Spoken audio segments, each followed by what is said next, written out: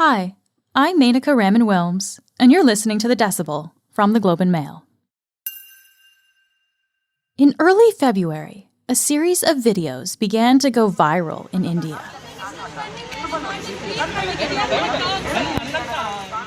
So these were images and videos of a line of over a dozen hijab-wearing Muslim students standing in their school courtyard, pleading repeatedly with the school administration to let them attend classes.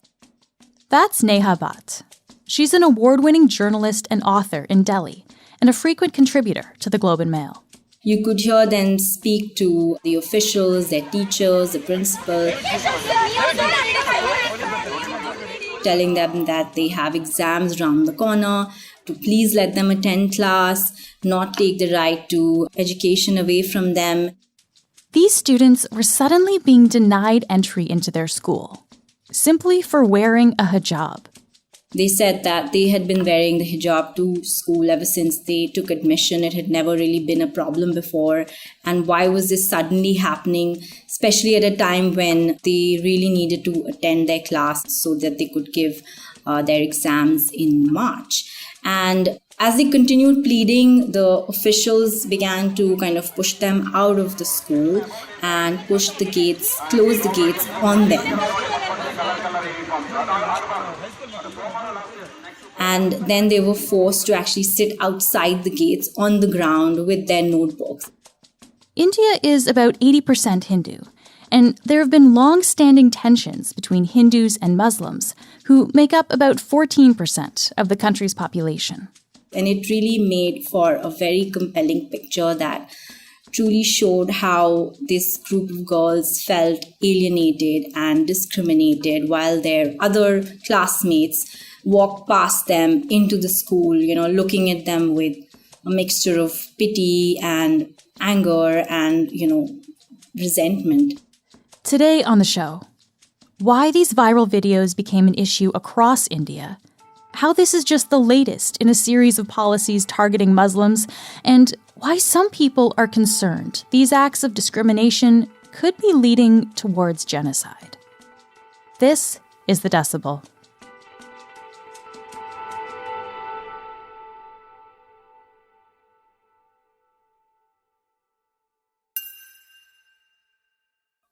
Neha, thank you so much for joining us today. Thank you. It's great to be here. So you spoke with one of the young women who wasn't allowed in school because of her hijab. Who is Aisha Hajira Almas, and why did she file a court petition earlier this year? Aisha is actually an 18-year-old student in the coastal town of Udupi in the southern Indian state of Karnataka. And her story, tied to the story of many other Muslim girls, actually goes back to sometime in December of 2021. A group of hijab-wearing high school students actually one fine morning were refused entry into their classrooms in the town of Udupi.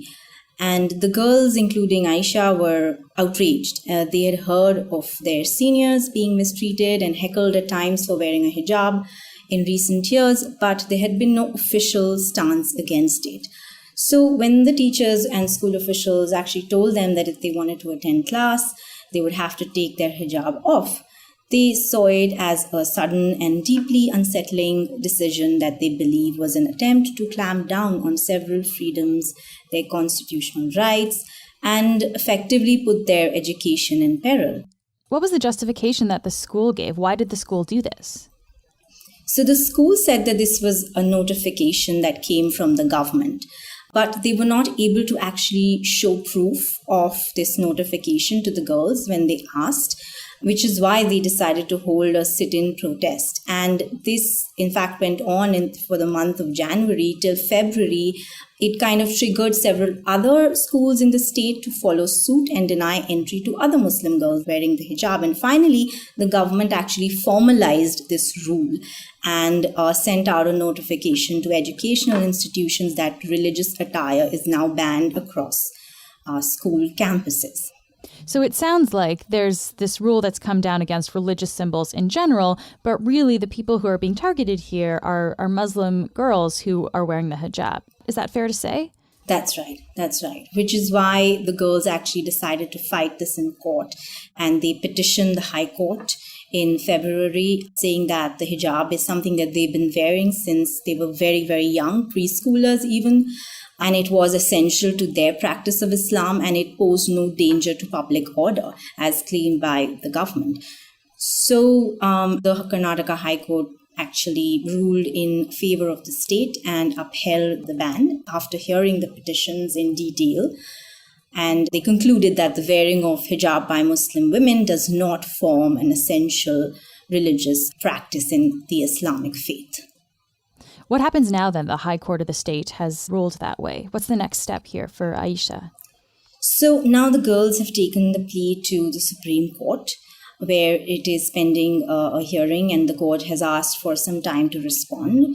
Many of them, in fact, missed taking their exams in March because they were denied entry with the hijab. So the students are basically waiting for the Supreme Court to get back on their plea. They cannot attend class unless they agree to take the hijab off. Maybe let's step back and talk about a little bit of background here. What's the relationship between Hindus and Muslims historically been like in India? So Hindus and Muslims have had a history of conflict, and this was even before the British colonized India. We've had a series of Muslim invaders, and certainly there has been evidence of conflicts back then. And even after the great bloodshed of the Indian partition when Pakistan was created as a Muslim state in 1947, following that, there have, of course, been blistering episodes of Hindu-Muslim conflict. I'm thinking of the desecration of a mosque in Ayodhya in the state of Uttar Pradesh in 92, and later the riots in Gujarat. In the current political climate of, Hindu majoritarianism, there is again this simmering resentment between the religious groups. Having said that, Hindus and Muslims have lived very peacefully in certain pockets of the country, been great neighbors, been great friends. And me growing up in India in the 80s and 90s have never really thought of myself as a Hindu or belonging to any other faith. People have just been people. But now this whole idea of religious identity is coming back to the fore. And we see these conflicts rising again. Why is all of this happening now, Neha? So India is, of course, not an isolated case in this sort of leaning towards right-wing sentiments and, becoming an increasingly conservative society. India, of course, is fighting on a Hindu vote, right? It is a large vote bank for the government. The BJP party is pretty much seen as a Hindu party, a party that is working for the Hindu vote bank. And since 2014, when the BJP came into power at the center, there is, of course, this effort to consolidate that vote across as many states as possible. And though India continues to call itself a democracy and a secular state, with recent reports and the pattern that we've been seeing, it's quite clear that most of it really is a larger narrative that the party is moving forward on.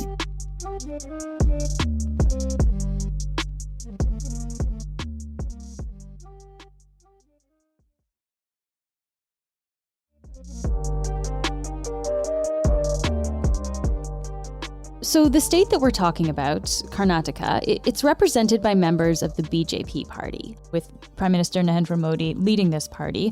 What has he said about this issue of the hijab ban in schools in Karnataka? The BJP and supporters of the government have largely said that this isn't an exclusionary move at all, that recent policies which have been seen as alienating Muslims, discriminating Muslims, are not at all what it is made out to be by the media and critics of the government.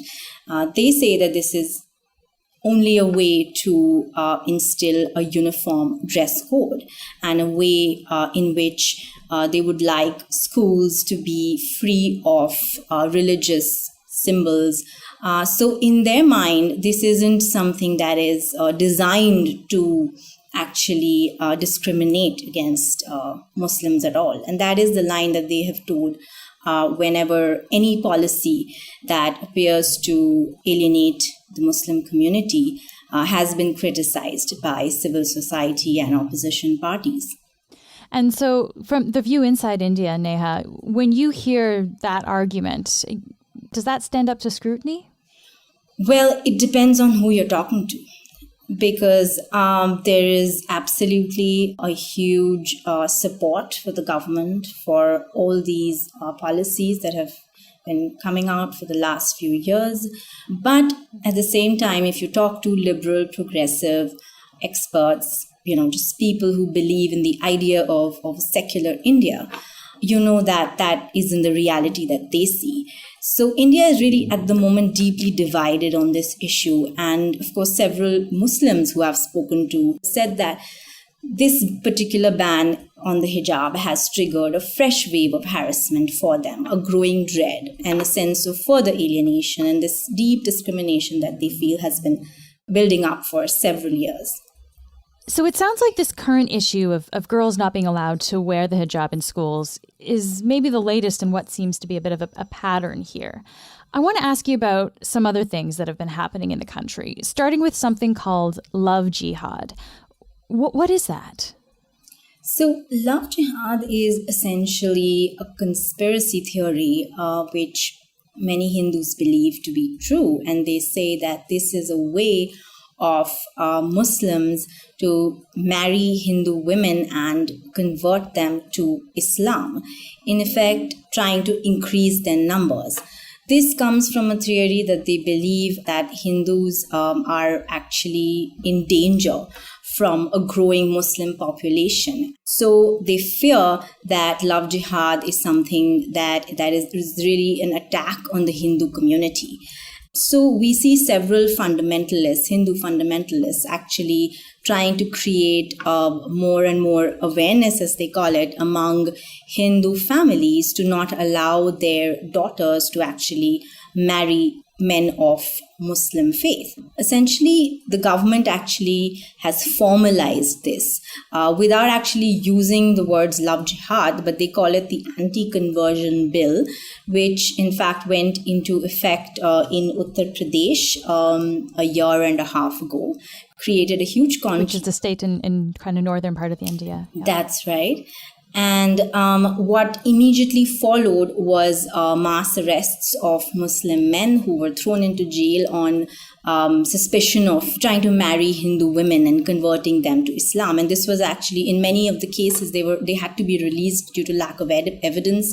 And as it was later found out on investigations, etc., that in fact many of these women were actually marrying out of love, and the decision to convert or not was their personal choice.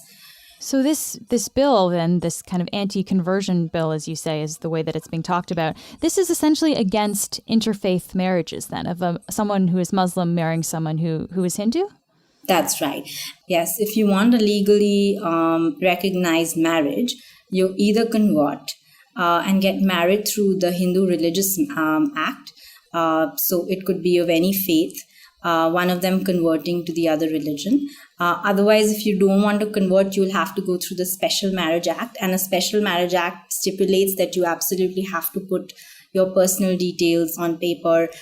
It has to be stuck on the wall at the district administration office. And anyone who objects to this marriage has a month to actually come up and register their complaint.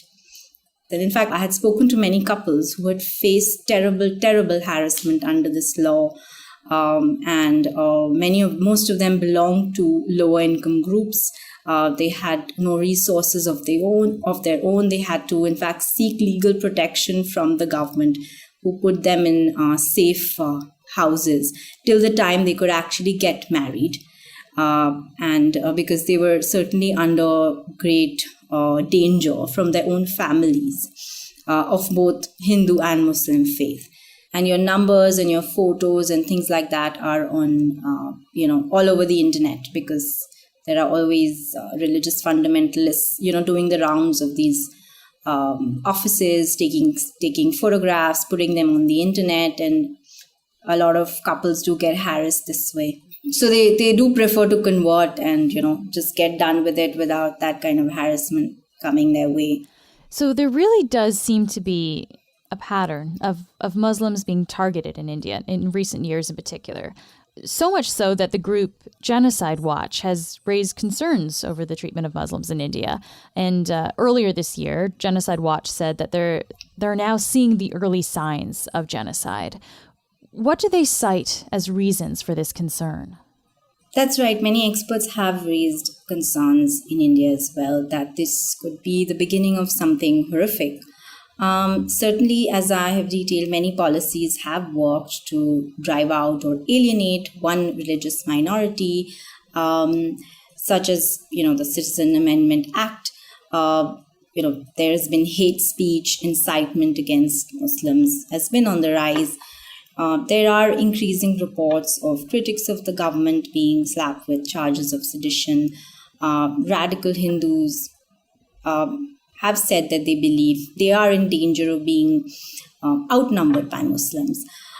So, absolutely, Muslims and activists, experts do believe that these fears are real. But it is really hard to predict anything with certainty at the moment. What we see right now, like you said, is a pattern.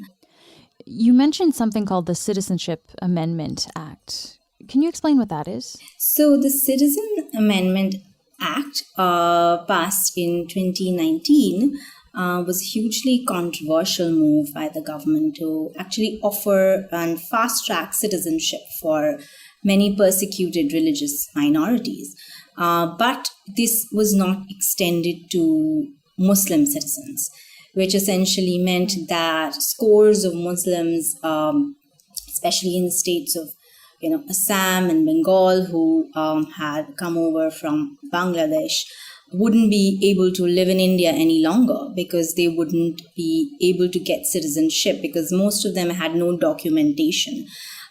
So this was seen as a way to actually drive out many Muslims, especially from the lower economic category. It seems like this discrimination has even reached Bollywood as well. What can you tell us about what's going on there? What is most surprising about the conflicts that have been happening in the last several years is the fact that the backlash against Bollywood, India's Hindi film industry, which has for long been one of the most secular spaces in the country, has deepened. In fact, one of the biggest superstars of Bollywood, Shah Rukh Khan, his son Aryan, and this is a Muslim family, one of the best known in the country and across the world, was arrested off a ship while he was at a party, and he was suspected to be carrying drugs. He was in jail for about a month. And later, the Narcotics Bureau actually found no evidence to keep him in there any longer. So this was essentially seen as yet another way to harass a Muslim superstar who hadn't actually toed the line of the government so far. These are the movie stars, right? So this is, if I guess, once this reaches that level, this is really pervasive throughout society then. Absolutely. In fact, recently a film called Kashmir Files became a blockbuster, and what critics are saying is that while it details the very bloody exodus of Hindu Kashmiris from Kashmir in the 80s, 90s, it actually paints all Muslims as evil, even though the exodus was, of course, orchestrated by Muslim fundamentalists, terrorists. But at the same time, people are seeing this through this entire prejudice that has been created against all Muslims. I guess to bring it back to Aisha, what's next for her here? If the Supreme Court does rule against them again, what happens to her education? They are just holding out hope for a way to get back into the classroom because, as many of them say, the reason that they are actually pursuing an education, which many of them don't actually get a chance to, is because they are allowed to wear a hijab. But she definitely fears she won't be able to go back to school if she isn't allowed to wear hijab. It's very hard to say if this is going to be a moment of reckoning for the Muslim community to actually reconsider letting their girls go back to school without the hijab. But from what they tell me, it's certainly going to keep a lot of girls out of school and put their education and future in peril. Neha, thank you so much for taking the time to help us understand this. Thank you so much. It's a pleasure.